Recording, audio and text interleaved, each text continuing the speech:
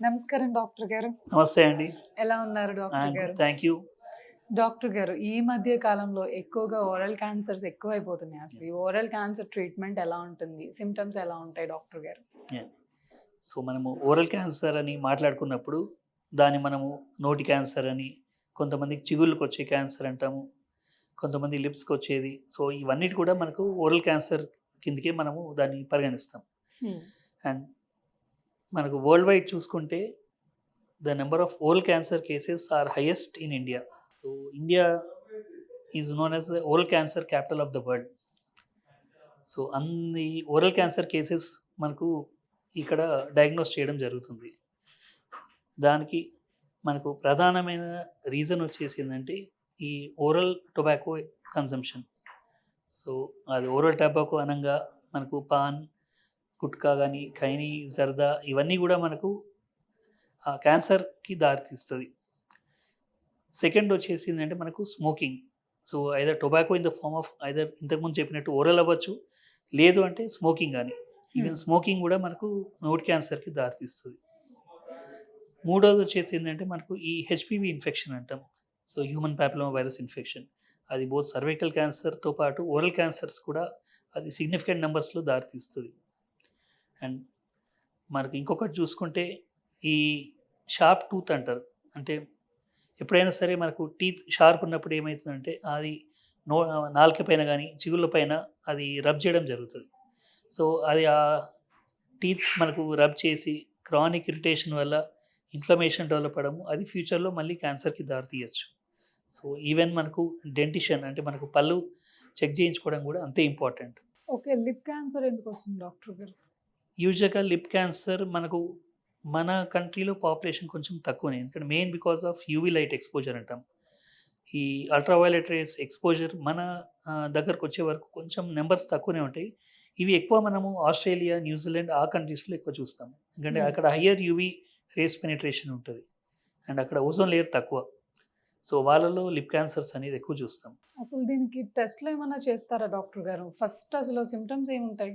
So, మనకి oral క్యాన్సర్‌కి వచ్చే వరకు కామన్‌గా చూసేది నోట్లో ఈ ప్యాచెస్ చూడడం. అంటే హ్మ్. రెడ్ కలర్ ప్యాచెస్, కొందరిట్లో వైట్, లేదంటే కొంతమందిలో అల్సర్స్ ఫార్మ్ అవ్వడం. సో, నోట్లో అల్సర్స్ ఫార్మ్ అవ్వడం అనేది చాలా కామన్. ఈవెన్ మైల్డ్ స్ట్రెస్‌లో అయినా సరే అల్సర్స్ ఫార్మ్ అవ్వచ్చు. మనం ఆఫ్టస్ అల్సర్స్ అంటారు దాన్ని. So, any stress induced ulcers కానీ. కానీ ఈ అల్సర్స్ అనేది మనకు ఒక వారము, 2 వారాలయింది తగ్గట్లేదు. లేదంటే అల్సర్ మనకు బ్లీడ్ అవ్వడం స్టార్ట్ అయింది. లేదంటే అల్సర్ మనకు సైజ్ పెరుగుతుంది అన్నప్పుడు మనం డెఫినైట్‌లీ అది క్యాన్సర్ అని మనకు అనుమానం రావాలి. హ్మ్. అట్లని ఈ ప్యాచెస్ గాని, యూజువల్‌గా మనకు ఎప్పుడైనా ప్యాచ్ నోటీస్ చేస్తాం అప్పుడప్పుడు. నాలుక మీద గాని, చివర్లో గాని. సో, ఈ ప్యాచ్ ఏమైనా మనకు కలర్ చేంజ్ అయినా ఆర్ ప్యాచ్ సైజ్ పెరుగుతుంది అనిపిస్తుంటే మాత్రం డెఫినైట్‌లీ అది డాక్టర్‌కొచ్చి చూయించుకోవాల్సిందే. సో, ఇట్లా ఏందంటే ఈ ఎర్లీ సైన్స్ ఇవన్నీ. దీని ద్వారా మనకేందంటే ఓరల్ క్యాన్సర్ అనేది మనం ఎర్లీ స్టేజ్‌లో పికప్ చేయగలుగుతాం. ఈ ట్రీట్మెంట్ ఎలా ఉంటుంది డాక్టర్ గారు ఈ ఓరల్ క్యాన్సర్‌కి? సో, మనకు ఓరల్ క్యాన్సర్ ట్రీట్మెంట్ వచ్చే వరకు ఈ ట్రీట్మెంట్ అన్నీ కూడా స్టేజ్ వైస్ ఉంటాయి. సో, హ్మ్. యూజువల్‌గా మనకు ఈ క్యాన్సర్‌కి అన్ని క్యాన్సర్స్‌కి ఉన్నట్టు ఈ క్యాన్సర్ కూడా స్టేజ్ 1, 2, 3 అండ్ 4 వరకు యూజువల్‌గా డిస్క్రైబ్ చేస్తాం. ఓకే. సో, యూజువల్‌గా మనకి స్టేజ్ 1, స్టేజ్ 2 అంటే మనకు ఎర్లీ స్టేజెస్. హ్మ్. ఎప్పుడైతే వాళ్ళు ఫస్ట్ నోటీస్ చేసి కొంచెం అవగాహనతో మన దగ్గరకొస్తారు. మనం బయాప్సీ చేస్తాము. బయాప్సీలో అది ట్యూమర్ అని కన్ఫర్మ్ అయినప్పుడు మనం ట్రీట్మెంట్ ఆప్షన్స్ ఇస్తాం. సో, ఈ ఎర్లీ స్టేజ్ వచ్చే వాళ్ళకేందంటే యూజువల్‌గా సర్జరీతోనే మనకు ట్రీట్మెంట్ కంప్లీట్ అయిపోతది. హ్మ్. అదే ఒకసారి మనకి థర్డ్ స్టేజ్ అంటాం.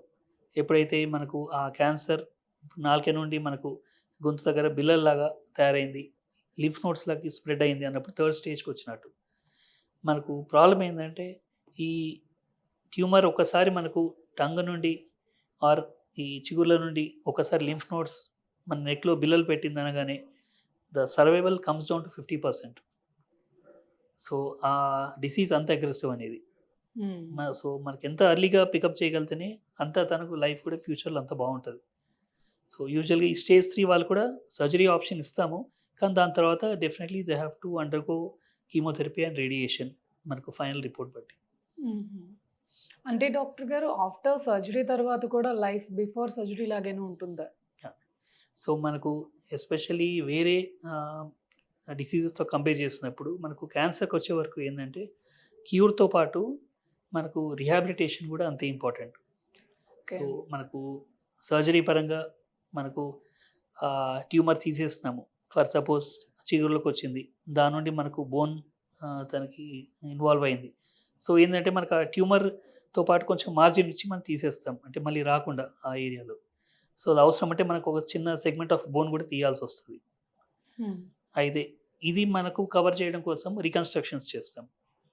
సో వేరే దగ్గర నుండి మనకు కండ తీసుకోవడం గానీ, బోన్ తీసుకోవడం గానీ చేసి రిహాబిలిటేషన్ చేయడం. ట్రీట్మెంట్ కంప్లీట్ అయినాక మళ్ళీ ఆయనకి ఓరల్ రిహాబిలిటేషన్ అంటే డెంటల్ మళ్ళీ ఆర్టిఫిషియల్ టీత్ పెట్టివ్వడము.